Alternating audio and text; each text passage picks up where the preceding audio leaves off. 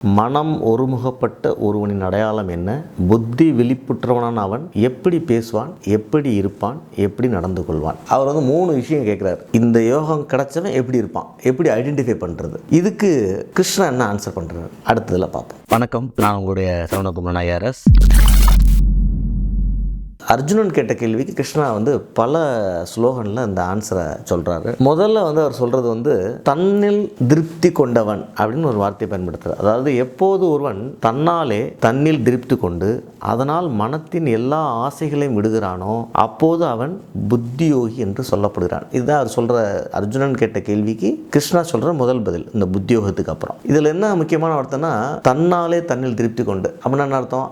அவனுக்கு அவன் மேலே ஒரு திருப்தி. உலகத்தில் நம்ம சுற்றி என்ன நடந்தாலும், அதாவது அதுக்காக இந்த கேரக்டர் நீங்கள் பார்க்கில் ஒரு 11 மணி ஜாலியாக தூங்கிட்டு இருப்பான். நீங்கள் மெட்ராஸில் நிறைய பார்க் போனீங்கன்னா உலகத்தில் ஏதோ பிரச்சனை போயிட்டுருக்கோம், இவன் அந்த பெஞ்சில் யாரும் இருக்க மாட்டாங்க. நம்மளால் இப்படி நல்ல ஒரு கையை வடித்து கால் மேலே ரட்னங்கால் போட்டு தூங்கிட்டு இருப்பான். ஸோ இவன் கிருஷ்ணா சொல்கிற மனநிலை இருக்கான்னா,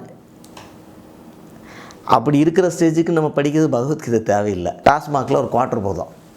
ஸோ அது மாதிரி தன்னிலே திருப்தி கொள்வது அப்படிங்கிறது ஒரு சாட்டிஸ்ஃபேக்ஷன். அந்த சாட்டிஸ்ஃபேக்ஷனை செல்ஃபிஷ் மோட்டிவோட கம்பேர் பண்ணக்கூடாது. அதாவது செல்ஃபிஷாக இருக்கும் அப்படி தான் இருப்பாங்க. இந்த உலகத்தில் எது நடக்குதோ இல்லையோ, எனக்கு என்னோடய தேவைகள் பூர்த்தி ஆகணும், எனக்கு என் சாப்பாடு, எனக்கு என் இடம், எவன் இருந்தால் என்ன செத்தா என்ன. ஸோ இது மோட்டிவ்னு சொல்கிறது நமக்கு ஆக வேண்டிய காரியங்களை எந்த பர்பஸ்க்காக பண்ணுறோங்கிறது. ஆனால் தன்னில் திருப்திங்கிறது ஓரியன்டேஷன் எப்படின்னா, என்ன நடந்தாலும் அதை ஏற்றுக்கொள்வது, அதில் அதிருப்தியாகாமல் இருக்கிறது. அதிருப்தி ஆகலைன்னா திருப்தி ஆகிட்டுன்னு அர்த்தம். அப்போ இவருடைய அதிருப்தி திருப்தி எல்லாமே வெளிப்புற விஷயங்கள் நடக்காமல் உள்புற விஷயங்கள் நடக்குது. அதை எதையும் தாங்கும் இதயம்னு நம்ம அண்ணா சொல்கிறார் இல்லையா, அந்த மாதிரியான ஒரு திருப்தி தான் இது. ஸோ அந்த திருப்தியை நேரடியாக நீ காலில் சார் ஓகே சார் நானும் இதயந்தாங்க இதயத்தோடு வந்துட்டேன் சார், டிரான்ஸ்பிளான்ட் பண்ணி அந்த இதயத்தை பொருத்திட்டு உட்காந்துட்டானா அப்படின்னு சொல்ல முடியுமானா சொல்ல முடியாது. இதை நீங்கள் அணுவாக மாற்ற வேண்டியிருக்கு. மனசுடைய சிந்தனைகளை, மனசுடைய கோஷத்தை, மனோடைய ஓரியன்டேஷனை